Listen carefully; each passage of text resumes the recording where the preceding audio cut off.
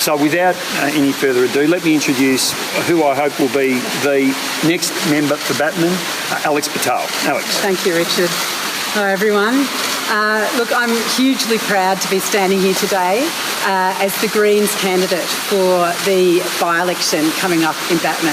I've run in the seat many times, and one of the reasons why I'm so committed to doing so is because I'm really proud of the community I live in. Our suburbs have the most progressive voters in Australia, and this is our opportunity to lead the nation with our courage and our compassion and our commitment to act on the things that need to change. Myself, I'm a social worker. I've lived in the electorate for 30 years. I'm a refugee advocate. It's the reason I joined the Greens. And I'm a climate campaigner. I've got two boys. They're great. They're both at schools in the local electorate, and my husband's a local GP.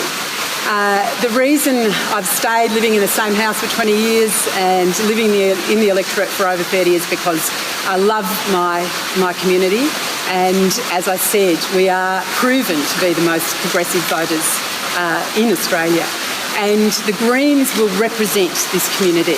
We will end detention of refugees. We'll close the camps. We'll bring people here. We will tackle climate change. We will get Australia off coal and onto renewable sources of energy. And that means stopping Adani for once and for all. And we will fight inequality.